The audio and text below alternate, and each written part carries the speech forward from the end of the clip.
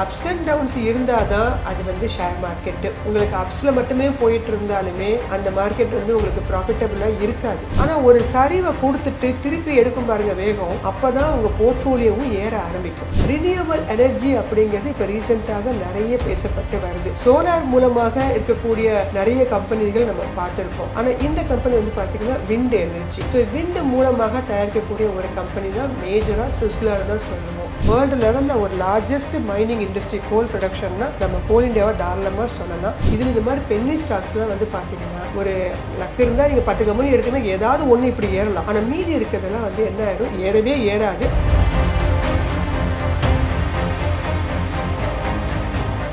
SME internet வியாபாரிகளின் நண்பன். வியாபார கடனுக்கு சொத்து அடமானம் தேவையில்லை. மார்க்கெட் வட்டியில் பாதி மட்டுமே. பிடித்தமில்லாத முழு கடன் வசதி. தொடர்புக்கு 9884400634 9600522282.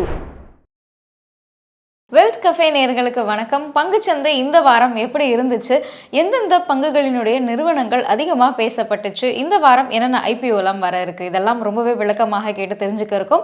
நம்மளோட கெஸ்ட் பங்குச்சந்தை ஆலோசகர் தர்மஸ்ரீ ராஜேஸ்வரன் மேம் அவங்களை இன்வைட் பண்ணிட்டு நிகழ்ச்சிக்குள்ள போகலாம். நேயர்கள் நீங்க பார்த்துட்டு இருக்கிற இந்த நிகழ்ச்சி முழுக்க முழுக்க ஒரு எஜுகேஷன் பர்பஸ்க்காக கிரியேட் பண்ணப்படுற நிகழ்ச்சி. இது ஒரு பைசல் ரெக்கமெண்டேஷன் இல்லை. வணக்கம் மேம். வணக்கம் மேம், எப்படி இருக்கீங்க? நல்லா இருக்கேன் மேம். இப்போ லாஸ்ட் 2 வாரமா நம்ம வந்து சொல்லிட்டு இருந்தோம் வெகு விரைவில் நிஃப்டி 25,000 அப்படின்னு சொல்லியிருந்தோம். இப்போ இந்த வாரம் வந்து நிஃப்டி 25,000 ரீச் ஆயிருச்சு.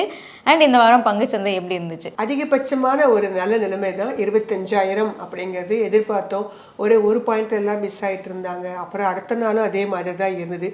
இறுதியாக இந்த வாரம் வந்து பார்த்திங்கன்னா 25,000 அப்படிங்கிற நிலைமையை தாண்டி ஒரு நாள் நீடிச்சு வச்சுருந்தாங்க. ஆனால் அது அடுத்த நாளே வெள்ளிக்கிழமையே அது தாங்கலை, பொறுக்கலை. கிட்டத்தட்ட ஒரு 300 பாயிண்ட் இறக்கி 24,717 அப்படிங்கிற இடத்துல கடந்த வெள்ளிக்கிழமை முடிச்சிருந்தாங்க. ஸோ எப்போவுமே இதே மாதிரி தான், ஒரு ஆல் டைம் புக்கிங் வருது, அப்படி ஆல் டைம் ஹை கிட்ட வருது அப்படின்னாலே அங்கே ஒரு மனநிலை வந்துடும், இதுக்கு மேலே இது ஏறாதோ அப்படிங்கிறது. அப்படின்னா நாலாம் மார்க்கெட்டில் என்ட்ரி ஆகும்போது 4,000 பாயிண்ட்டு. ஸோ 4,000 பாயிண்ட் வரும்போது என்னுடைய எதிர்பார்ப்பு என்னவாக இருக்கும், இன்னும் ஒரு 1000 பாயிண்ட் போகாதா அப்படின்னு. இதோ என்னுடைய இந்த காலகட்டத்திலே நான் வந்து 25,000 அதே மாதிரி தான். இப்போ 25,000 பாயிண்ட்டுங்கிறது ஒரு அதிகபட்சமான ஒரு நிலைன்னு பார்த்துருக்கோம். இது அடுத்து 26,000 30,000 அப்படிலாம் போகும்போது இன்றைக்கி நீங்கள் பார்த்துட்டு இருக்கக்கூடிய இந்த 25,000ங்கிற ரெசிஸ்டன்ஸ் லெவலே மாறி ஒரு ஸ்டேஜில் இது சப்போர்ட் லெவலாக வர ஆரம்பிக்கும். ஸோ அந்த மாதிரி அப்ஸ் அண்ட் டவுன்ஸ் இருந்தால் தான் அது வந்து ஷேர் மார்க்கெட்டு. உங்களுக்கு அப்ஸில் மட்டுமே போயிட்டு இருந்தாலுமே அந்த மார்க்கெட் வந்து உங்களுக்கு ப்ராஃபிட்டபுளாக இருக்காது. அப்ஸில் போகிற மாதிரி தான் இருக்கும். கடந்த ஒரு வாரம் 10 நாள் பார்த்தீங்கன்னா மார்க்கெட்டை அப் தான். ஆனால் நிறைய பேருடைய போர்ட்ஃபோலியோ ஏறவே இல்லை. ஆனால் ஒரு சரிவை கொடுத்துட்டு திருப்பி எடுக்கும் பாருங்க வேகம், அப்போ தான் உங்கள் போர்ட்ஃபோலியோவும் ஏற ஆரம்பிக்கும். நேரில் அதை புரிஞ்சுக்கணும். எப்போதுமே மார்க்கெட் அப்லே இருந்தால் மட்டும்தான் நமக்கு லாபம்னு நினச்சிக்காதீங்க.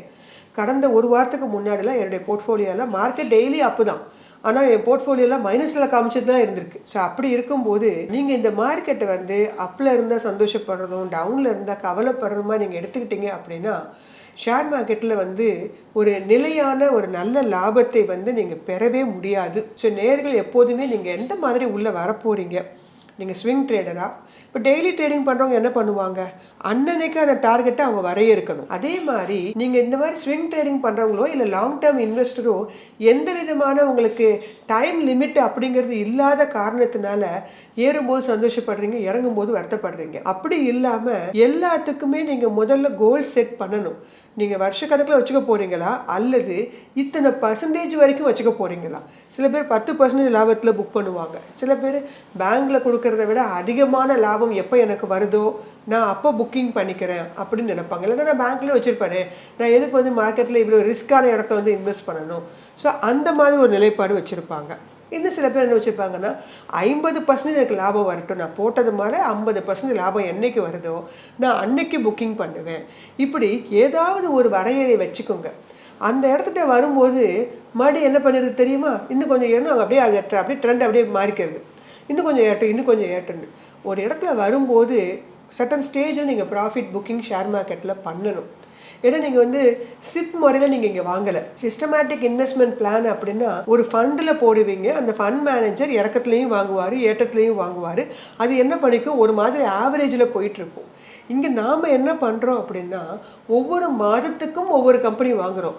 ஒரே கம்பெனியில் நீங்கள் கொஞ்சம் கொஞ்சமாக இன்வெஸ்ட் பண்ணலை. அது வந்து மியூச்சுவல் ஃபண்டு, ஒரே ஃபண்டில் கொஞ்சம் கொஞ்சமாக இன்வெஸ்ட் பண்ணிட்டு போகிறது. ஆனால் நம்ம இங்கே என்ன பண்ணுறோம், இந்த மாதம் ஒரு செக்டர் வாங்குறீங்கன்னா அடுத்த மாதம் இன்னொரு செக்டர், அதுக்கு அடுத்த மாதம் இன்னொரு செக்டர். அப்போ நம்ம வேறு வேறு செக்டர்களில் நம்ம டைவர்சிஃபைடாக போயிட்டுருக்கோம். அதனால் இங்கே ப்ராஃபிட் புக்கிங் அப்படிங்கிறது ஷார்ட் டேர்ம் ப்ராஃபிட் புக்கிங்காக தான் இங்கே பெரும்பாலும் நம்ம ஷேர் மார்க்கெட்டை தேர்வு செய்கிறாங்க. இல்லைன்னா லாங் டேர்ம் 5 வருஷம் 7 வருஷம் வச்சுக்கிறோம் அப்படின்னா எல்லாருமே மியூச்சுவல் ஃபண்ட் சைடு தான் போவாங்க. ஷேர் மார்க்கெட் சைடு யாருக்கும் பிடிக்காது. இங்கே ஷேர் மார்க்கெட் சைடு பிடிக்கிறதுக்கு காரணமே என்னென்னா இன்ஸ்டன்ட் மணி. ஒன்று அன்னன்னைக்கு முடிச்சுக்கலாம், இல்லை ஒரு வாரத்தில் முடிச்சுக்கலாம், இல்லை இன்னும் ஒரு மாதம் எனக்கு தேவை இருக்குது அந்த நேரத்தில் முடிச்சுக்கலாம். இந்த மாதிரி குவிக்காக மணி பண்ணுறதுக்காகத்தான் ஷேர் மார்க்கெட் பக்கமே வர்றாங்க. அப்படி வரும்போது வரக்கூடிய லாபத்தையும் நீங்கள் ஓரளவு புக் பண்ணிங்கன்னா இந்த மாதிரி மார்க்கெட்டு ஏறும்போதும் நீங்கள் வந்து பெருசாக உங்களை பாதிக்காது, இறங்கும் போதும் பெருசாக பாதிக்காது. ஸோ நேர்களுடைய மனப்பான்மை அப்படிங்கிறது ரொம்ப ரொம்ப முக்கியம். அந்த மைண்ட் செட் அப்படிங்கிறது ஒரு வெல்த் கிரியேஷனில் மிக மிக முக்கியமான விஷயம். ஸோ அந்த வகையில் மார்க்கெட் வந்து ஒரு மகிழ்ச்சிகரமான ஒரு இடத்தை வந்து பிடிச்சிருக்குது, சந்தோஷமான விஷயம். இனி வரக்கூடிய காலகட்டத்திலையும் இதை விட அதிகமான இடங்களுக்கு போவதற்கான வாய்ப்புகள் உண்டு அப்படின்னு சொல்லலாமா. இப்போ நம்ம வந்து தொடர்ந்து பங்குச்சந்தையோட ஸ்டார்ஸ் பார்த்துட்டு இருக்கோம், அந்தந்த வார ஸ்டார்ஸ். அந்த வகையில் இந்த வீக்கான ஸ்டார்ஸ் பார்த்துடலாம். ஃபர்ஸ்ட் ஸ்டார் அப்படின்னு பார்த்தீங்கன்னா ஆர்விஎன்எல்லோட ஷேர் ப்ரைஸ் வந்து 3% வந்து ஜம்ப் ஆயிருக்கு. காரணம் என்ன அப்படின்னா அவங்க வந்து ஒரு ஆர்டர் வந்து இது பண்ணியிருக்காங்க, 739 கோடி ஆர்டர் வந்து அவங்க வந்து பேக் பண்ணியிருக்காங்க. ஸோ இப்போது இந்த மாதிரி ஒரு ஆர்டர்ஸ் அந்த மாதிரி வரும்போது இப்போ ஆர்விஎன்எல் ஒரு நல்ல பொசிஷனில் இருக்குல்ல மேம், இது வந்து இப்படியே கண்டினியூ ஆகிறதுக்கு அவங்க என்னென்ன மாதிரியான ஸ்டெப்ஸ்லாம் எடுப்பாங்க? ஆர்விஎன்எல் பொறுத்த மட்டும் ரெயில் விகாஸ் நிகாம் லிமிடெட் வந்து கிட்டத்தட்ட 2003 ஆரம்பித்த ஒரு கம்பெனி. நம்ம பேசிகிட்டு இருக்க இந்த பதிவின் போது 590 ரூபா அப்படிங்கிற இடத்துல போயிட்டுருக்கு. உங்களுடைய ஒரு ஆல் டைம் ஹைன்னு பார்த்தீங்கன்னா கிட்டத்தட்ட 647. இது வந்து 122 ரூபாலாம் இருந்த கம்பெனி தான். ஸோ அந்த சமயத்தில் வந்து மக்களுக்கு வந்து அது ஒரு பெரிய கம்பெனியாக அது தெரியலை. அந்த ஃபண்டமெண்டல்ஸ் நீங்கள் அப்போ பார்த்துருந்தீங்கன்னா நிச்சயமாக இந்த ஆர்விஎன்எல் கம்பெனியை நீங்கள் அப்போவே எடுத்திருப்பீங்க. ஸோ இப்போ வந்து இது ஒரு நவரத்னா கம்பெனி லிஸ்ட்லேயும் இவங்க உள்ளே வந்திருக்கிறாங்க. இந்த கம்பெனியோட மெயின் பிஸ்னஸ் என்ன அப்படின்னு பார்த்தீங்கன்னா ரயில்வேல இன்ஃப்ராஸ்ட்ரக்சர் ப்ராடக்ட்ஸ் எல்லாம் அசைன் பண்ணுறது தான் இவங்களோட மெயின் வேலை. அதாவது நியூ லைன்ஸ் போடுறது, ரயில்வே எலக்ட்ரிஃபிகேஷன் பண்ணுறது, காஸ் எல்லாம் கன்வர்ஷன் பண்ணுறது, 2 வே இருக்கிறத வந்து மாற்றுவாங்க இல்லையா, அந்த மாதிரிலாம் மாற்றுறது. அதே மாதிரி ப்ரொடக்ஷன் யூனிட்ஸில் வந்து அதிகமான அளவுக்கு இவங்க உற்பத்தி பண்ணுறது, இந்த மாதிரி வேலைகள் தான் வச்சுருக்கிறாங்க. ரயில்வே டிபார்ட்மெண்ட்டில் இருக்கக்கூடிய ஒரு தரமான ஒரு கம்பெனி அப்படின்னே சொல்லலாம். ஸோ இந்த கம்பெனி வந்து பார்த்தீங்கன்னா இனி அடுத்து வரக்கூடிய காலகட்டத்திலையும் உங்களுக்கு ஏறுமா அப்படிங்கிறது அவங்களுக்கு கொஸ்டின். இவங்க நிறைய ஆர்டர் புக் வாங்கி வச்சுருக்காங்க. நீங்கள் சொன்னது ஒரு சமீபத்தில் கிடைச்ச ஆர்டர். அது இல்லாமல் 65,000 கோடிக்கு இந்த ஃபினான்ஷியல் இயருக்கு அவங்க ஒரு ஆர்டர் புக் வாங்கி வச்சுருக்கிறாங்க. ஒரு ப்ராஜெக்ட்லாம் வாங்குறதுக்கு சமிஷன் நடந்திருக்கு. 32,000 கோடி வந்து நாமினேஷன் பேசிஸில் ரயில்வே ப்ராஜெக்ட்ஸில் வாங்கியிருக்காங்க. ஸோ வந்தே பாரத் ஆர்டர் பார்த்தீங்கன்னா கிட்டத்தட்ட 9,000 crores வாங்கி வச்சுருக்கிறாங்க. மெட்ரோ ட்ரெயின் அதற்கெல்லாம் ப்ராஜெக்டில் ரெடி பண்ணி கொடுக்கறதுக்கு 7,000 கோடி வந்து இந்த கம்பெனி வந்து தன் கையில் இவ்வளவு பெரிய ஆர்டர் புக்கெல்லாம் வாங்கி வச்சிருக்கிறாங்க. ஸோ இந்த கம்பெனி ஒரு நல்ல ஒரு டிவிடெண்டும் தரக்கூடிய ஒரு கம்பெனியாகவும் இருந்திருக்கிறாங்க. ஃபேஸ் வேல்யூ வந்து பார்த்தீங்கன்னா 10 ரூபாய் இருக்குது. ஸோ இந்த கம்பெனி வந்து தாராளமாக வந்து பார்த்தீங்கன்னா இப்போது வந்து ஆல் டைம் பீக்கு. இந்த இடத்துல வந்து ஏற்கனவே வாங்கினவங்க கொஞ்சம் ப்ராஃபிட் புக்கிங் பண்ணலாம். இல்லை புதுசாக வாங்குறவங்களுக்கும் இது ஒன்றும் பெரிய வந்து நஷ்டத்தை உண்டு பண்ணக்கூடிய கம்பெனி இல்லை. இப்போ தானே உள்ளே வர்றீங்க, அப்போ நீங்கள் அதுக்கு டைம் கொடுக்கணும். இப்போ இவங்க 200 600 வந்திருக்குன்னா உடனே வந்து வரலையே, நேற்று 200 வந்து இன்றைக்கி 600 வரல. அப்படி இருக்கும்போது நீங்கள் 600 வாங்குறீங்க அப்படின்னா நீங்கள் அடுத்து 800 அடுத்து 1000 போகிற வரைக்கும் நீங்கள் பொறுமையாக காத்திருக்கணும். 600 வந்து பீக்கில் வாங்குறீங்க, கண்டிப்பாக ஒரு 100 இறங்குவதற்கும் வாய்ப்புகள் உண்டு. அப்படி இல்லாமல் திடீர்னு ஏதாவது ஒரு ப்ராஜெக்ட் கிடச்சிருக்குன்னு சொல்லிட்டாங்கன்னா அங்கேருந்து மணி ஏறுவதற்கான வாய்ப்புகள் உண்டு. ஸோ ப்ராஜெக்ட்ஸ்லாம் எப்போ எப்படி கிடைக்கும் அப்படின்னு நமக்கு தெரியாது. ஸோ அதனால் நேயர்கள் வந்து இந்த கம்பெனி புதுசாக வாங்கணும் அப்படின்னு நினைக்கிறவங்க 600ங்கிறது ஆல் டைம் பீக்கு. கொஞ்சம் பிரித்து ஒரு 10 ஷேர் வாங்கணும்னு நினச்சா ஒரு 5 ஷேர் வாங்கலாம் உங்களுக்கு இறங்கும்னு நினச்சா. இல்லை பரவாயில்ல ரிஸ்க் எடுத்து வாங்கணும்னு நினச்சிங்கன்னா தாராளமாக வாங்கலாம். இந்த கம்பெனி வந்து நிறைய சேல்ஸ் க்ரோத்தும் வச்சுருக்கிறாங்க அடுத்த ஒரு 10 வருஷத்துக்கு. ஸோ அதனால் இந்த கம்பெனி ஒரு ஸ்டார்ஸ்ன்னு சொல்கிறது ரயில்வே துறையில் ஒரு நம்பகமான ஒரு சிறந்த ஸ்டார்ஸ் அந்தஸ்தை நீங்கள் தாராளமாக கொடுக்கலாம். மேம் இப்போது நம்ம பார்க்க இருக்க அடுத்த ஸ்டார் வந்து சுஸ்லாம். லாஸ்ட் வீக் இதை பற்றி நிறையவே பேசினாங்க மேம். Q1 ரிசல்ட் வந்திருக்கு. So year on year growth வந்து 200% இன்க்ரீஸ் ஆயிருக்கிறதா சொல்கிறாங்க. அண்ட் நிறைய பேர் வந்து இதுக்கு என்ன கமெண்ட் சொல்கிறாங்க அப்படின்னா இதோட PE ரேஷியோ வந்து அதிகமாக இருக்குது அப்படின்ற மாதிரி சொல்கிறாங்க. இப்போ இதை கன்சிடர் பண்ணலாமா இந்த மாதிரி ஒரு அதிகமாக இருக்கக்கூடிய இந்த நிலையில்? ப்ரைஸ் டு ஏர்னிங் ரேஷியோ இந்த கம்பெனிக்கு வந்து தற்போது 104 அப்படிங்கிற இடத்துல இருக்குது. கொஞ்சம் அதிகமான ப்ரைஸ் டு ஏர்னிங் ரேஷியோ தான்.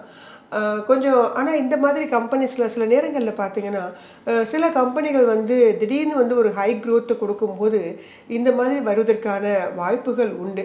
சுவிட்சர்லாண்டை பொறுத்த மட்டும் வந்து அது வந்து 2.1 அதான் ஆரம்பிச்சிருக்கு அப்படின்னே சொல்கிறாங்க. ஏன்னா ஆரம்பத்தில் ஒரு 15 வருஷம் எல்லாம் பார்த்தீங்கன்னா சுவிட்சர்லாந்து ஒரு நம்பகமான ஒரு கம்பெனியாக நிறைய பேருக்கு லாபத்தையும் கொடுத்துருக்கு. அதே சமயம் கிட்டத்தட்ட நிறைய பேருக்கு நஷ்டத்தையும் கொடுத்துருக்கு. ஏன்னா ரொம்ப பீக்கெலாம் போனாங்க அந்த விண்டு மில்லாம் அப்போ தான் வந்த காலகட்டத்தில். அதுக்கப்புறமா பார்த்தீங்கன்னா ஃபாரின் இன்ஸ்டிடியூஷனல் இன்வெஸ்டர்ஸ் கொஞ்சம் கொஞ்சமாக அந்த ஷேர்ஸை செல் பண்ண ஆரம்பித்த உடனே அது வழக்கம் போல் அந்த ப்ரைஸ் எல்லாம் இறங்கவும் ஆரம்பிச்சிச்சு. இறுதியாக கிட்டத்தட்ட வந்து ஒரு 1 இயர் பேக்கில் வந்து 5 ரூபாய் வரைக்கும் போன கம்பெனி. ஆனால் இப்போது வந்து இப்படி ஒரு மல்டி பேக்கராக உருவாயிருக்குங்கிறது யாருமே எதிர்பார்க்காத ஒரு விஷயம்தான். ஆனால் இந்த கம்பெனி இப்போ மறுபடியும் பார்த்தீங்கன்னா அவங்களுடைய பல பிரச்சனைகள்லாம் கொஞ்சம் குறைத்து கொண்டு அவங்க அடுத்த இன்னிங்ஸை வந்து தொடங்கியிருக்காங்க அப்படின்னே சொல்லலாம். அதனால தான் கடந்த ஒரு வாரமாகவே பார்த்தீங்கன்னா ரொம்ப நாளாக கொஞ்சம் 50 ரூபா அப்படிங்கிற ரேட்டில் தான் இருந்துகிட்டே இருந்தாங்க. ஒரு ஷேர்ஸ் ஒரு சில இடங்களில் கன்சால்டேஷன் ஆகிட்டே இருக்குதுன்னா நீங்கள் அதுக்காக பேனிக் ஆகாதீங்க. ஏற்கனவே வாங்கினவங்க அந்த நம்ம இந்த கம்பெனியில் அந்த மாதிரி தான் ஒரு 50 ரூபாயில் ரொம்ப நாள் கிட்டத்தட்ட 2-3 மாதம் மூமெண்ட்டே இல்லை. அதுக்கப்புறமா இப்போ ரீசெண்டாக தான் நிறைய ஆர்டர்ஸ் வர ஆரம்பித்த உடனே அதுக்கப்புறமா திருப்பி அவங்க ரேலியை ஆரம்பிச்சிருக்காங்க. இந்த கம்பெனி இந்த சமயத்தில் வந்து வாங்குறவங்க கொஞ்சம் கேர்ஃபுல்லாக வாங்கணும். ஏன்னா பீக்கில் நிற்கிறாங்க. இறங்குனா மடை 8 ரூபாய்க்கு போயிடுவாங்களா அந்தளவு எதிர்பார்க்க முடியாது. ஒருவேளை ஒரு சிறிய சறுக்கத்தை கொடுத்தாங்க அப்படின்னா ஒரு 65 ரூபா வரைக்கும் கூட ஈவன் ஒரு 60 ரூபா கூட வருவதற்கான வாய்ப்புகள் உண்டு. சம்டைம்ஸ் மிஸ் ஆகிறதுக்கும் வாய்ப்பு உண்டு. ஏன்னா இன்றைக்கெலாம் பார்த்தீங்கன்னா மார்க்கெட் இத்தனை பாயிண்ட் டவுனில் இருக்கும்போதும் ஒரு 4.96% அப்பில் போய் 71 ரூபா 40 பைசாவுக்கு முடிச்சிருக்கிறாங்க.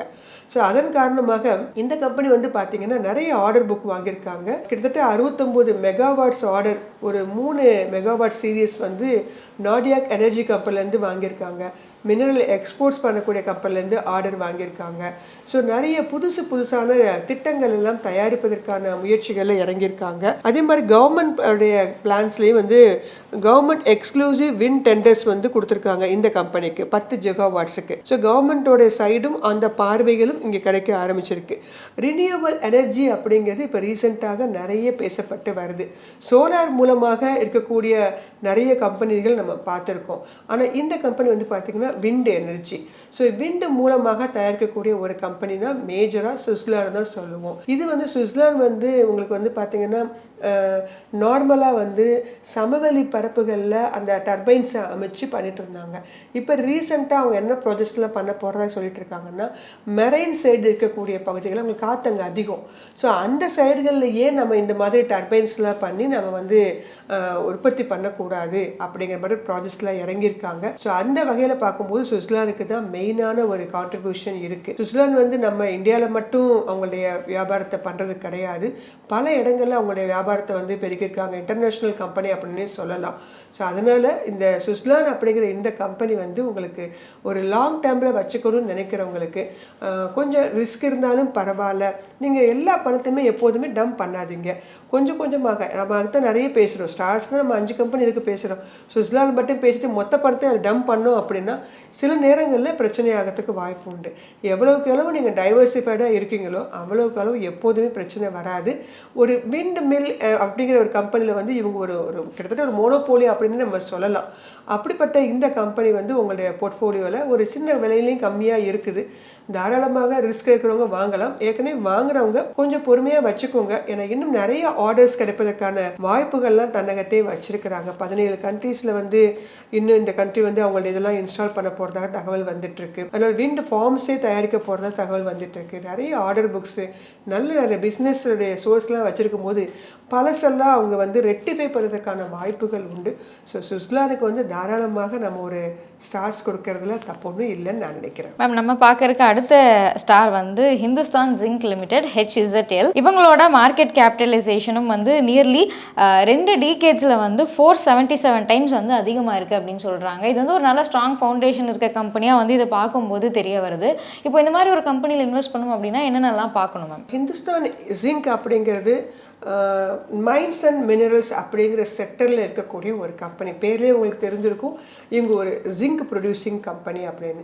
1960 ஆரம்பித்த கம்பெனி, 66 ஆரம்பிச்சிருக்கிறாங்க. இவங்க வந்து வேர்ல்டு லெவலில் second largest zinc producer.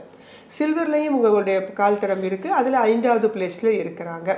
So அதனால் இந்த கம்பெனி வந்து பல டன்ஸ், கிட்டத்தட்ட 714 டன்ஸ் சில்வர் வந்து உற்பத்தி பண்ணுறாங்க. ஸோ மைன்ஸ்ன்னு வரும்போது அதுக்கான தேவைகள் எப்போதுமே இருக்குது.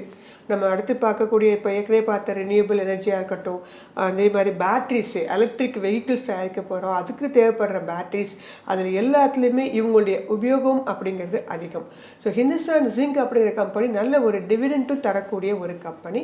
இந்த பதிவின் போது 652 ரூபா அப்படிங்கிற இடத்துல வந்து ட்ரேட் ஆகிட்டு இருக்கு. இவங்களுடைய பி ரேஷியோலாம் எப்போவுமே கொஞ்சம் கம்மியாக தான் இருக்கும், பயப்பட வேண்டிய அவசியம் இல்லை. ஆனால் மார்க்கெட் கேப் பார்த்தீங்கன்னா 2,75,428 கோடி வச்சிருக்கிறாங்க. இவங்க ஒரு லீடிங் பிளேயராக இருக்கிறனால ஹிந்துஸ்தான் ஜிங்க் அப்படிங்கிறது டெஃபினட்டாக ஒரு நல்ல கம்பெனி. இந்த கம்பெனி அடுத்து வரக்கூடிய வருடங்களில் இந்த தேவைகளின் காரணமாக இந்த கம்பெனியுடைய உற்பத்தி அப்படிங்கிறது அவங்களுக்கு தேவைப்படும். அதன் காரணமாக இதை விலை ஏறுவதற்கான வாய்ப்புகள் உண்டு.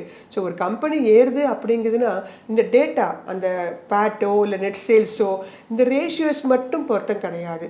அதுக்கு அடுத்தபடியாக அந்த கம்பெனி ஏறுவதற்கு என்ன ஸ்கோப் இருக்குது, what is the reason behind that அது ஏறுவதற்கு அப்படிங்கிறத நம்ம தெரிஞ்சிட்டோம்னா அவங்க என்ன உற்பத்தி பண்ணுறாங்க, அந்த உற்பத்தி பண்ணுற பொருள்களுக்கு தேவை இருக்குதா, இதை தெரிந்து வைத்து கொண்டோம்னா எவ்வளோ பெரிய கம்பெனியாக இருந்தாலும் சரி, எவ்வளோ அப்ஸ் அண்ட் டவுன்ஸ்லையும் எந்த விதமான பிரச்சனையும் கொடுக்காம ஸ்மூத்தாக மூவ் ஆகக்கூடும். அப்படி பார்க்கும்போது மைன்ஸ் அண்ட் மினரல்ஸ் இருக்கக்கூடிய ஹிந்துஸ்தான் ஜிங்க் ஒரு மிகச்சிறந்த ஒரு நல்ல ஸ்டார்ஸ் அப்படின்னு நம்ம தாராளமாக சொல்லலாம். மேம், இப்போ நம்ம பார்க்க போகிற அடுத்த ஸ்டார் வந்து கோல் இந்தியா. அவங்களும் வந்து Q1 ரிசல்ட்ஸ் வந்து கொடுத்துருக்காங்க. இயர் ஆன் இயர் ப்ராஃபிட் வந்து 4% வந்து இன்க்ரீஸ் ஆகியிருக்கு. இப்போ இந்த மாதிரி ஸ்பெசிஃபிக்கான கம்பெனிஸ் இருக்குல்ல, இதில் வந்து ரொம்ப அதிகமான பிளேயர்ஸ் இருக்க மாட்டாங்க. இந்த மாதிரி கம்பெனிஸ் சூஸ் பண்ணணும் அப்படின்னா ஒரு இன்வெஸ்டர் வந்து என்னென்னலாம் கன்சிடர் பண்ணணும்? கோல் இந்தியாவை பொறுத்த மட்டும் கிட்டத்தட்ட அது ஒரு மோனோபோலி அப்படின்னே சொல்லலாம். நிலக்கரி உற்பத்தி, நிலக்கரி வந்து வெட்டி எடுக்கிறது அப்படிங்கிறது ஒரு சாதாரண ஆள்கள்லாம் போய் அந்த மைனிங்கில் செய்யக்கூடிய வேலைகள் இல்லை. ஆனால் அந்த கோல் அப்படிங்கிறது வந்து எல்லா இடங்கள்லையும் மிக முக்கியமாக இண்டஸ்ட்ரி எல்லாத்துக்கும் தேவைப்படக்கூடிய ஒரு பொருள். அப்படி இருக்கும்போது கோல் இந்தியாவில் அவங்களுக்கு ஒரு ஜெம் ஆஃப் த கம்பெனி அப்படின்னே சொல்லலாம். அதோட ஏற்ற இறக்கங்கள் அப்படிலாம் பார்க்காம இஸ் ஜஸ்ட் லைக் எஃப்டி மாதிரி நினச்சிக்கோங்க. எஃப்டியில் நீங்கள் போட்ட உடனே அடுத்து நீங்கள் 1 இயர் கண்டிப்பாக வெயிட் பண்ணால் தான் ஏறும். அடுத்த நாளே அதை போய் நீங்கள் பார்த்தாலும் உங்களுக்கு ஏறுமா, அதுக்கான இன்ட்ரெஸ்ட்லாம் கொடுப்பாங்களா? அதே மாதிரி இந்த மாதிரி கம்பெனிகள் எல்லாம் நீங்கள் அந்த மாதிரி தான் ட்ரீட் பண்ணணும். ஸோ கோல் இந்தியாவை பொறுத்த மட்டும் பார்த்தீங்கன்னா நம்ம பேசிட்டு இருக்கும்போது அவங்களுடைய பதிவின் போது 540 ரூபா போயிட்டு இருக்காங்க. ஸ்வாட் அனாலிசிஸ்லாம் பார்த்தீங்கன்னா கிட்டத்தட்ட 12 பாயிண்ட் தன்னகத்தை வச்சிருக்கக்கூடிய ஒரு கம்பெனி. மார்க்கெட் கேப் பார்த்தீங்கன்னா லார்ஜ் கேப் கம்பெனி 3,33,033 கோடி, ஒரு மேஜிக்கல் நம்பர்னே சொல்லலாம். அந்த அளவு மார்க்கெட் கேப் வச்சிருக்க ஒரு கம்பெனி. ஃபேஸ் வேல்யூ 10 ரூபாயாகவும் நல்ல டிவிடெண்ட் தரக்கூடிய கம்பெனி. 4.72 நீங்கள் வாங்கி வச்சிருக்கிறதுக்கு உங்களுக்கு டிவிடெண்ட் வர்றதே உங்களுக்கு அதிகமான அளவுக்கு கிடைக்கும். இந்த கம்பெனி ரெக்கார்ட் பிரேக் பண்ணியிருக்காங்க. ஹையஸ்ட் ஒரு கோல் ப்ரொடக்ஷன் கொடுத்துருக்காங்க. 997 மெட்ரிக் டன் உற்பத்தி பண்ணியிருக்காங்க. அதெல்லாம் ரொம்பவும் ஒரு வரவேற்கத்தக்க சந்தோஷமான விஷயம். அதன் காரணமாக தான் கொஞ்சம் மூவ்மெண்ட் இவங்க கொடுக்க ஆரம்பிச்சிருக்காங்க. முன்னெல்லாம் பார்த்தீங்கன்னா ஒரு 5 வருடங்களுக்கு முன்னெல்லாம் பார்த்தீங்கன்னா கவர்மெண்ட் கம்பெனிஸில் மூவ்மெண்ட்டே இருக்காது. இப்போ தான் கொஞ்சம் ப்ராஜெக்ட்ஸ்லாம் அலோகேட் பண்ணி ஓரளவு அந்த கம்பெனிகள்லாம் ஸ்டார்ஸாக வெளில வர ஆரம்பிச்சிருக்காங்க. ஒரு 7 வருஷம் நல்லா பார்த்தீங்கன்னா அண்டர் பர்ஃபார்மிங் கம்பெனி லிஸ்ட் எடுத்தா இந்த ஏற்கனவே பார்த்த ஹிந்துஸ்தான் ஜிங்க், இந்த கோல் இந்தியா, பிஹெச்இஎல், இது எல்லாமே பார்த்தீங்கன்னா அண்டர் பெர்ஃபார்மிங். ஓஎன்ஜிசி மூவ்மெண்ட்டே காட்ட மாட்டாங்க. 2 வருஷம் அந்த இடத்துல தான் இருப்பாங்க. ஆனால் தற்போது கடந்த 2-3 வருஷமாக என்ன நிகழ்ந்ததுன்னே தெரில, பயங்கர ரேலி கொடுத்துட்ருக்காங்க. வரவேற்கத்தக்க விஷயம். நம்மளுடைய டொமஸ்டிக் ப்ரொடக்ஷனை வந்து அதிகமான அளவுக்கு இன்க்ரீஸ் ஆகிட்டு வருது.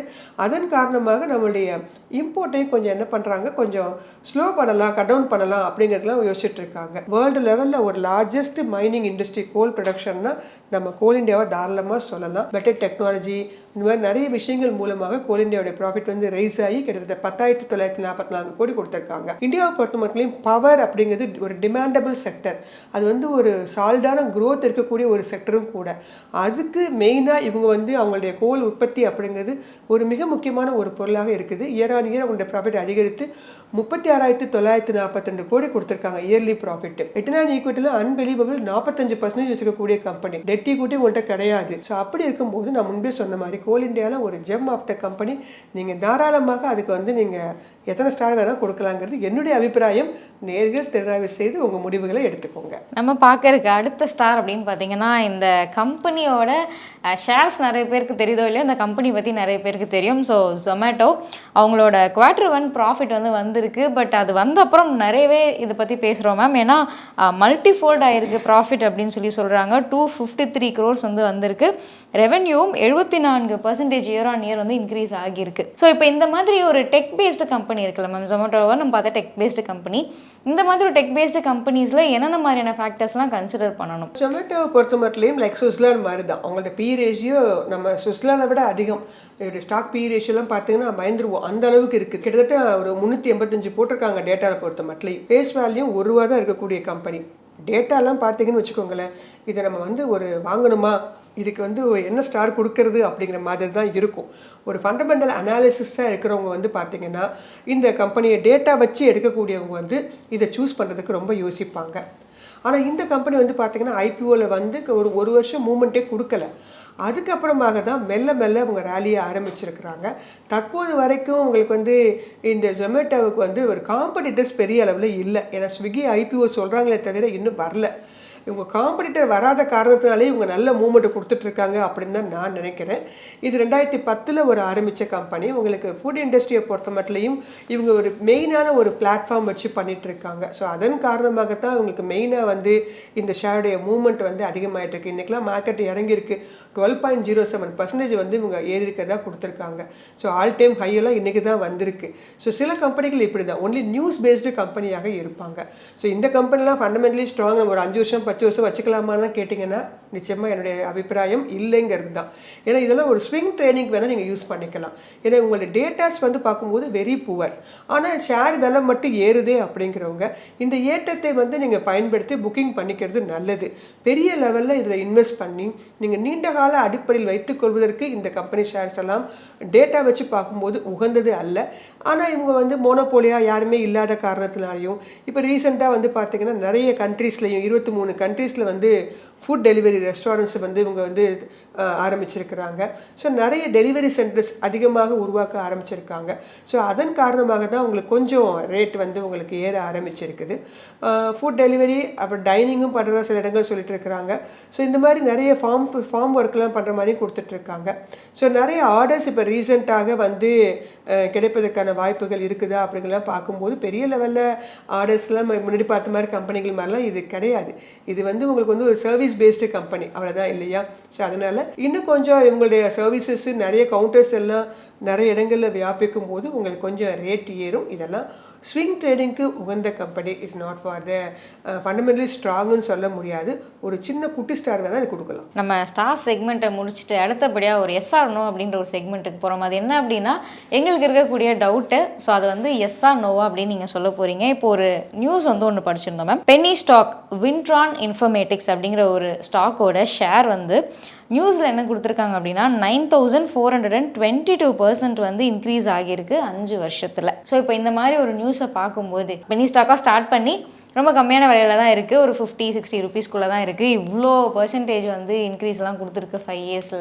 ஸோ இப்போ இதில் வந்து நம்ம இன்வெஸ்ட் பண்ணலாமே அப்படிங்கிற ஒரு மைண்ட் செட் இருக்கும். இது வந்து எஸ்ஸா நோவா? நோ முதல் ஆன்சர். ஏன் அப்படின்னு கேட்டிங்கன்னா இது கிட்டத்தட்ட ஒரு 50 பைசால இருந்து இப்போ 50 ரூபாய்க்கு வந்துருக்கு. நீங்கள் போய் 50 ரூபாயில் வாங்கிட்டு ஏன் மறுபடியும் 50 பைசாக்கு அது ரிட்டர்ன் ஆகக்கூடாது? ஸோ இந்த மாதிரி நிறைய பென்னி ஸ்டாக்ஸ் நான் பார்த்துருக்கேன். 50 பைசா 20 பைசா பைசேஸில் நீங்கள் வாங்கும்போது நீங்கள் வந்து 20 பைசா தான் இன்வெஸ்ட் பண்ணுவீங்களா?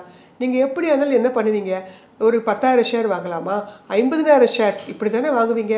அமௌண்ட் வச்சு பார்க்கும்போது அந்த அமௌண்ட் எப்படி வந்துடுமே 20,000 30,000 50,000 இப்படி தானே அதில் இன்வெஸ்ட் பண்ணுவீங்க. வெறும் 20 பைசே 50 பைசே ஒரு ஷேரை வாங்க போகிறோம். ஸோ நீங்கள் பல்காக அங்கே பணத்தை என்ன பண்ணுறீங்க போடுறீங்க. இந்த ஃபண்டமெண்டல்ஸ்லாம் பார்த்தீங்கன்னா அதெல்லாம் ரொம்ப புவராக இருக்கும். இதெல்லாம் வந்து ஒரு ஜாக்பாட் மாதிரின்னு வச்சுக்கோங்களேன். வந்து போனால் போகுது வந்தால் வருது அப்படிங்கிற மாதிரி. இதில் போய் நீங்கள் ஒரு முழு பணத்தையும் போட்டிங்க அப்படின்னா நிச்சயமாக ஒரு ஏமாற்றங்கள் தான் மிஞ்சுங்கிறது என்னுடைய அபிப்பிராயம். ஸ்மால் கேப் கம்பெனிஸே பெரிய பிரச்சனையாகுது. இதில் இந்த மாதிரி பென்னி ஸ்டாக்ஸ்லாம் வந்து பார்த்தீங்கன்னா ஒரு லக் இருந்தால் நீங்கள் 10 கம்பெனி எடுத்தீங்கன்னா ஏதாவது ஒன்று இப்படி ஏறலாம். ஆனால் மீதி இருக்கிறதெல்லாம் வந்து என்ன ஆகிடும், ஏறவே ஏறாது, அந்த இடத்துலையே இருக்கும். உங்களுக்கு வந்து அந்த பொறுமையே போயிடும். நம்ம வந்து எஃப்டிலையாவது வச்சுருந்துருக்கலாம் இந்த பணத்தை, நமக்கு ஓரளவாவது இன்ட்ரெஸ்ட் கிடச்சிருக்கும். ஒரு வருஷம் சில கம்பெனிலாம் 1 வருஷம் 2 வருஷத்துக்கு மூவ்மெண்ட்டே கொடுக்காது. ஆனால் அதுக்குள்ளேயுமே உங்களுக்கு பொறுமை இழந்து போய் நீங்கள் என்ன பண்ணிடுவீங்கன்னா அது கொடுத்துருவீங்க. இன்னும் சில கம்பெனி என்ன ஆகுன்னு கேட்டிங்கன்னா டீலிஸ்ட் ஆகிடும். அதில் வந்து ட்ரேடிங்கே நடக்காமல் போயிடுச்சுன்னு வச்சுக்கோங்களேன், அந்த கம்பெனி என்ன பண்ணிடுவாங்க, எக்ஸ்சேஞ்சில் வெளில தள்ளிடுவாங்க. அந்த மாதிரி வெளியில் போகிறதுக்கும் வாய்ப்புகள் உண்டு. ஏதோ 1-2 கம்பெனி இந்த மாதிரி ஏறுதுங்காக இதுதான் வந்து ஃபேக்காக இந்த மாதிரி 50 பைசாவுக்கு வாங்கின கம்பெனி 50 ரூபா போகுதுன்னு சொல்லிட்டு நிறைய குரூப்ஸ்லாம் போட்டு மக்களை வாங்க வச்சு இப்போ 50 ரூபாய்க்கு வாங்க வச்சிருவாங்க. ஆனால் அதுக்கடுத்து வாங்குறதுக்கு அங்கே யாருமே இருக்க மாட்டாங்க. ஏன், இந்த 50 பைசாவில் வாங்கினவங்க எல்லாருமே ப்ராஃபிட் புக்கிங் பண்ணிட்டு வெளில போகிறாங்க. அப்போ நம்மளை வாங்க வச்சுட்டாங்க அப்படின்னா அவங்களுக்கு பணமாயிடும். நமக்கு மறுபடியும் அங்கே 50லேருந்து திருப்பி ஏறுமா அப்படின்னு கேட்டிங்கன்னா அது பெரிய கேள்விக்குறி. அதனால் இந்த மாதிரி சின்ன சின்ன ஸ்டாக்ஸ் எல்லாம் வந்து ஃபண்டமெண்டலி ஸ்ட்ராங்காக இல்லாத கம்பெனிலாம் வாங்காதீங்க. இங்கே நிறைய கம்பெனிஸ் நல்ல கம்பெனிஸ்லாம் இருக்குது. ஸோ விலை அதிகமாகவோ விலையை வைத்தோ எப்போதுமே முடிவு பண்ணக்கூடாதுன்னு நம்ம நேர்களுக்கு சொல்லிட்டே இருக்கிறேன். நல்ல ஸ்ட்ராங்கான கம்பெனியை போட்டு வந்து ஏறுமா இறங்குமான்னு பார்த்துட்டே இருக்க முடியாது. ஒரு நல்ல கம்பெனியை வாங்கி வச்சோமா நிறைவான லாபத்தை கொடுக்குதா அப்படிங்கிற ஒரு திருப்தியோடு நமக்கு இருக்கணும். ஷேர் மார்க்கெட்டில் நம்மளை யார் இந்த கம்பெனி வாங்குங்க அந்த கம்பெனி வாங்குன்னு யாரும் நம்மகிட்ட ஒன்றும் சொல்ல கிடையாது. The choice is your self. அப்போ நீங்கள் வந்து ஒரு கடைக்கு போகும்போதெல்லாம் என்ன பண்ணுறீங்க, பிராண்டடான கம்பெனி, பிராண்டட் ப்ராடக்ட்ஸ் விலை மலிவாக கிடைக்குதே அப்படிங்கிறதுக்காக நீங்கள் சின்ன ரொம்ப ஒரு செகண்ட் ஹேண்ட் ப்ராடக்ட்ஸ்லாம் நீங்கள் வாங்கினீங்கன்னா என்ன சொல்கிறீங்க, ஐயோ அதெல்லாம் எனக்கு வந்து வேஸ்ட்டாக போயிடுச்சு, ரொம்ப சீப்புன்னு நினச்சி வாங்கினேன், கடைசியில் வேலையே செய்யலை, இப்படி தானே சொல்கிறீங்க. ஸோ பொருட்கள் என்றெல்லாம் வரும்போது பிராண்டட் என்று தேர்வு செய்யும் போது, ஷேர் மார்க்கெட் என்று வரும்போது மட்டும் ஏன் நீங்கள் அந்த மாதிரி யோசிக்கிறதே இல்லை. ஃபண்டமெண்டலி ஸ்ட்ராங்கான கம்பெனிகள் இங்கே 5000 கம்பெனி இருக்குது. ஆக்டிவாக நல்லா ஃபண்டமெண்டலி ஸ்ட்ராங்குன்னா ஒரு கிட்டத்தட்ட ஒரு 500 கம்பெனி நம்ம சொல்லலாம். உங்களுக்கு பிடித்த கம்பெனியாக பட்ஜெட் நல்ல ஸ்ட்ராங்காக இருக்கக்கூடிய கம்பெனியாக பார்த்து உங்கள் பட்ஜெட்டுக்கு உகந்த கம்பெனியாக பார்த்து வாங்க. ஏன்னா நீங்கள் பணம் போட போகிறது எப்படியா இருந்தாலும் அது மினிமம் ஒரு 10,000மோ 20,000மோ போட போகிறீங்க. போட்டு அது வந்து உங்களுக்கு ரிவர்ஸில் போச்சுன்னா அப்புறம் ஷேர் மார்க்கெட் மேலே உள்ள அபிப்பிராயமே போயிடும். ஸோ நான் எப்போதுமே இந்த மாதிரி பென்னி ஸ்டாக்ஸ்லாம் நான் வந்து சஜஷன் கொடுக்கறதே இல்லை. நான் சொல்கிறபடி எப்போதுமே உங்களுக்கு நான் நிறைய அனலைஸ் கொடுத்துட்ருக்கேன் பார்த்தீங்களா. அந்த மாதிரி ஸ்கோப் இருக்குது. அந்த கம்பெனி முதல்ல என்ன வேலை பண்ணுறாங்க, எதனால இவ்வளோ ஏறிச்சு, இனி அடுத்து வரக்கூடிய காலத்தில் எவ்வளோ ஆர்டர் புக் கையில் வச்சுருக்காங்க, இது எல்லாத்தையுமே நம்ம இன்டர்நெட்டில் பார்த்து தெரிஞ்சுக்கலாம்.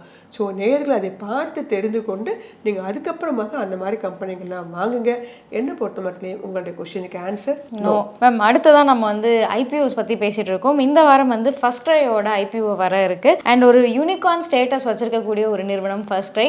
அண்ட் அவங்களுக்கு ஆன்லைன்லேயும் ஸ்டோர்ஸ் இருக்குது, ஆஃப்லைன்லேயும் அவங்க ஸ்டோர்ஸ் இருக்குது. ஸோ இவங்களோட ஃபியூச்சர் ப்ராஜெக்ட்ஸ்லாம் எப்படி இருக்குது, இந்த ஐபிஓவை கன்சிடர் பண்ணலாமா? இந்த வாரமும் உங்களுக்கு ஒரு புது ஐபிஓ வரப்போகுது. ரொம்ப நாளாக எதிர்பார்த்து காத்துட்டு இருந்த கம்பெனி தான் ஃபர்ஸ்ட் கிரை. இங்கே வந்து பேசும்போது பிரைன் பீஸ் சொல்யூஷன் அப்படிங்கிற பேரில் ஐபிஓ வரப்போகுது. ஃபர்ஸ்ட் கிரைன்னு தேர்னிங்கன்னா கிடைக்காது, பிரைன் பீஸ் சொல்யூஷன் அப்படிங்கிற பேரில் தான் வருது. ஆகஸ்ட் 6ஆம் தேதி ஓப்பன் ஆகி 8ஆம் தேதி முடிச்சிருவாங்க. இந்த கம்பெனியுடைய ஃபேஸ் வேல்யூவாக ₹2 நிர்ணயம் பண்ணியிருக்கிறாங்க. இவங்களுடைய ஐபிஓ ப்ரைஸ் பேண்ட் 440லேருந்து 465 ரூபா. நமக்கு லிஸ்டிங் மார்க்கெட்டில் லிஸ்ட் ஆக போகிற டேட் வந்து பார்த்தீங்கன்னா ஆகஸ்ட் 13ஆம் தேதி லிஸ்ட் ஆக போகுது. இவங்களுடைய இஷ்யூ சைஸ் 4193 கோடிக்காக வந்திருக்காங்க. இந்த கம்பெனி 2010 ஆரம்பித்த கம்பெனி. இந்த கம்பெனி உங்களுக்கு ஏற்கனவே நல்லாவே தெரிஞ்சிருக்கும். மதர் அண்ட் பேபி கிட்ஸ் எல்லாத்துக்குமே ஒரு நல்ல ஒரு ஆன்லைன் பிளாட்ஃபார்மில் இருக்கக்கூடிய ஒரு பேர் போன ஒரு கம்பெனியாக வளர்ந்து வரக்கூடிய கம்பெனியாக இருக்குது. இப்போ லேட்டஸ்ட்டாக வந்து மார்க்கெட்டுக்குள்ளே வர்றாங்க. கொஞ்சம் ப்ரைஸ் பேண்ட் கொஞ்சம் அதிகமாக இருக்குது, கொஞ்சம் குறைச்சிருந்தா நல்லா இருந்திருக்கலாம். இந்த கம்பெனி அவங்களுடைய ஓன் பிராண்ட்ஸ்லையும் சேல் பண்ணுறாங்க, தேர்ட் பார்ட்டி லெவல்லையும் இவங்க என்ன பண்ணுறாங்க, ப்ராடக்ட்ஸ்லாம் சேல் பண்ணுறாங்க. For the expansion of the company இந்த கம்பெனி வந்து ஐபிஓ வழியாக வர்றாங்க. இந்த கம்பெனி ஒரு மல்டி சேனல் ரீட்டைலர் அப்படின்னே நம்ம சொல்லலாம். இந்த கம்பெனி இன்டர்நேஷ்னல் லெவல்லையும் அவங்களுடைய பிராண்டெல்லாம் இம்ப்ரூவ் பண்ணி அங்கேயும் ஒரு மார்க்கெட் லெவலை வந்து அதிகப்படுத்துறதுக்காக தான் ஐபிஓ வழியாக வர்றாங்க. ஸோ ஓலாவுக்கு அடுத்தபடியாக வரக்கூடிய நிறுவனம் இந்த ஃபர்ஸ்ட் கிரை நிறுவனம். ஸோ ஒரு ஸ்டோர்ஸில் இந்த மாதிரி கம்பெனிகள்லாம் நிறைய ஸ்டோர்ஸ் வந்து அடுத்தடுத்து ஓப்பன் பண்ணும்போது நிறைய பிராண்ட்ஸை இன்னும் புதுசாக கொண்டு வரும்போது இந்த கம்பெனிகள்லாம் உங்களுக்கு வந்து விலை ஏறுவதற்கான வாய்ப்புகள் வாய்ப்புகள் உண்டு. ஒரு லிஸ்டிங் கெயின்ஸ் பண்ணலாம், ஒரு ஷார்ட் டேர்ம் கெயினுக்கு இந்த கம்பெனி ஓகே அப்படின்னு நான் சொல்லுவேன். ஏன்னா ஓலா வந்து பார்த்தீங்கன்னா உங்களுக்கு அடுத்த 5 வருஷம் 10 வருஷத்தில் மார்க்கெட் லீடராக மாறுவாங்க. இவங்க அந்த மாதிரிலாம் கிடையாது. இன்றைக்கி வாங்குறீங்க அப்படின்னா ஒரு 6 மாதத்தில் உங்களுக்கு ஏறலாம். ஒரு ஷார்ட் டேர்ம் புக்கிங் பண்ணுறதுக்கு இந்த கம்பெனி வேணால் உங்களுக்கு நல்லா இருக்கலாம். அடுத்தடுத்து சப்ஸ்கிரிப்ஷன் எவ்வளோ போகுது, ஃபாரின் எஃப்ஐஐஸ் எவ்வளோ பண்ணுறாங்க, அதே மாதிரி மியூச்சுவல் ஃபண்ட் கம்பெனிஸ்லாம் இதில் எவ்வளோ இன்வெஸ்ட் பண்ணுறாங்க. இப்போ ஓலாக்கெல்லாம் பார்த்தீங்கன்னா மியூச்சுவல் ஃபண்ட் கம்பெனிஸ் அதிகமான அளவுக்கு இன்வெஸ்ட் பண்ண ரெடி ஆகிட்டாங்க. இந்த கம்பெனிக்கு எப்படி வரப்போகிறாங்க, சப்ஸ்கிரிப்ஷன் எவ்வளோ இருக்குது, டிமாண்ட் எவ்வளோ இருக்குது அப்படிலாம் நீங்கள் ஃபஸ்ட் டே செகண்ட் டேலாம் கொஞ்சம் பாருங்கள். தேர்ட் டே பார்த்துட்டு அதுக்கப்புறமாக நீங்கள் அப்ளை பண்ணுங்கள். இந்த கம்பெனி மேலே எனக்கு கண்டிப்பாக நான் வாங்கியே தீரணும், எனக்கு அலாட்மெண்ட் கண்டிப்பாக கிடைக்கணும் அப்படின்னு எதிர்பார்க்குறவங்க கிட்டத்தட்ட 2 லட்ச ரூபா கிட்ட நீங்கள் அப்ளை பண்ணால் தான் உங்களுக்கு ஒரு மினிமம் ஷேர்ஸ் அது கிடைக்கும். அதனால் இந்த கம்பெனி வந்து உங்களுக்கு ஒரு லிஸ்டிங் கெயின்ஸ் கொடுப்பதற்கான வாய்ப்புகள் உண்டு. ஆனால் ஒரு நீண்ட கால அடிப்படையில் பார்க்கணும் அப்படிங்கும் போதெல்லாம் இதுக்கு வந்து அவ்வளோ ஸ்கோப் கிடையாது.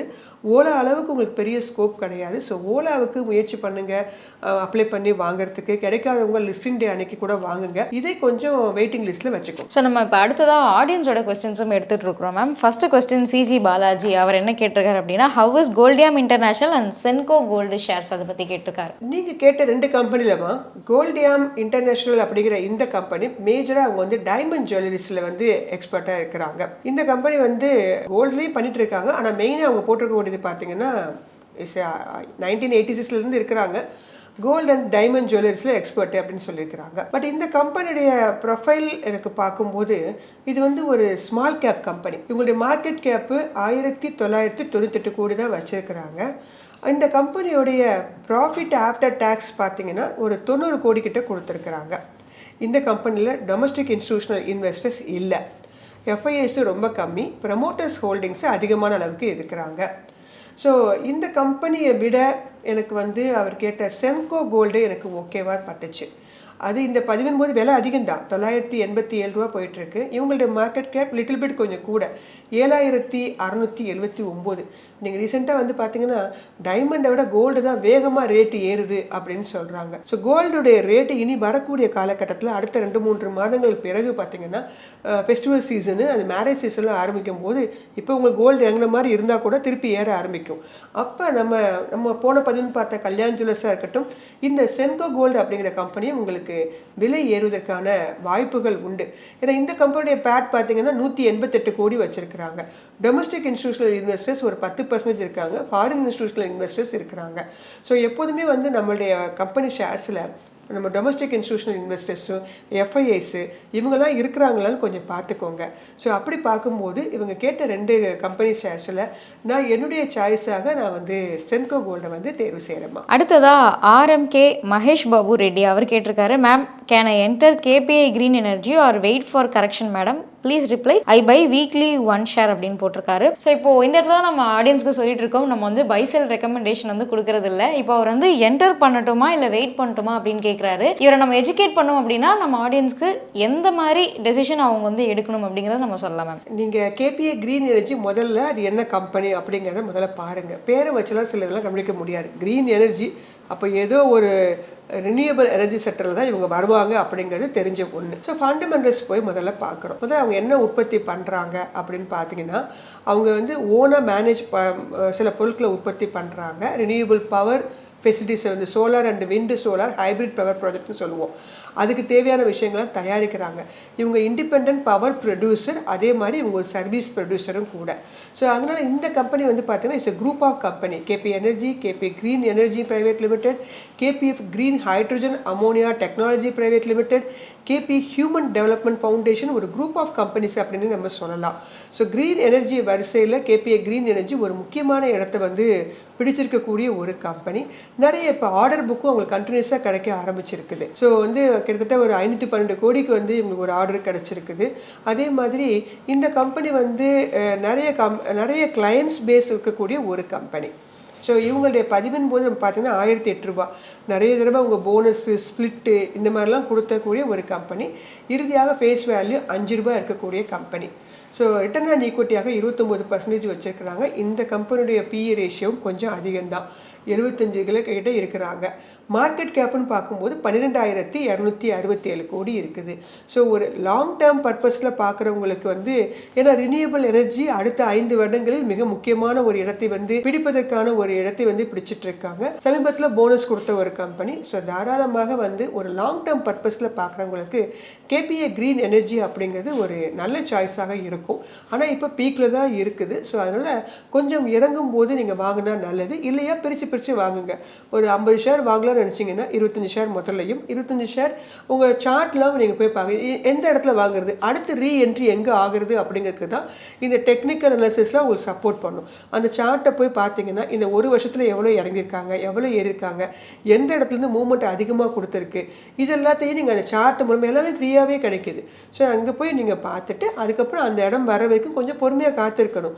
நம்ம காத்திருக்கும் போது அது வேகமாக ஏறும். ஸோ அதன் காரணமாகத்தான் கொஞ்சம் பிரித்து வாங்குனீங்க அப்படின்னா இறங்கும்போது வாங்குங்க. இல்லையா பணம் இல்லைன்னா நீங்கள் தாராளமாக விட்டுறலாம். பணம் என்ன ஸ்ட்ராங்காக இருந்துச்சுன்னா நம்ம எந்த இடத்துல இருந்து வேணாலும் வாங்கிக்கலாம். அதை பற்றி பிரச்சனை பெருசாக இருக்காது. மேம், இந்த வாரம் நிகழ்ச்சியில் கலந்துக்கிட்டு இந்த வாரம் பங்குச்சந்தை பற்றியும் இந்த வாரம் பங்குச்சந்தை ஸ்டார்ஸ் பற்றியும் விளக்கமாக நிறைய டீட்டெயில்ஸ் வந்து கொடுத்துருந்தீங்க. ஆடியன்ஸ்க்கு ரொம்ப யூஸ்ஃபுல்லாக இருக்கும்னு நினைக்கிறேன். அடுத்த நிகழ்ச்சியில் சந்திக்கலாம். ரொம்ப நன்றி மேம். நன்றிம்மா. நேர்களே, இந்த வார பங்குச்சந்தை எப்படி இருந்துச்சு அண்ட் பங்குச்சந்தை ஸ்டார்ஸ் பற்றிலாம் நம்ம விளக்கமாக நிறையவே பார்த்துருந்தோம். உங்களுக்கு யூஸ்ஃபுல்லாக இருக்கும் அப்படின்னு சொல்லி நினைக்கிறேன். அண்ட் நீங்கள் எந்தெந்த ஸ்டாக்ஸ் பற்றி தெரிஞ்சுக்கணும்னு நினைக்கிறீங்க அதையும் கமெண்ட்டில் பண்ணுங்கள். வரும் வாரங்களில் டிஸ்கஸ் பண்ணலாம். நன்றி. இந்த வீடியோ உங்களுக்கு பிடிச்சிருந்தா லைக் பண்ணுங்கள், ஷேர் பண்ணுங்கள், கமெண்ட் பண்ணுங்க. மறக்காம வெல்த் கஃபே தமிழ் சேனலை சப்ஸ்கிரைப் பண்ணிட்டு பெல் பட்டனை கிளிக் பண்ணுங்க.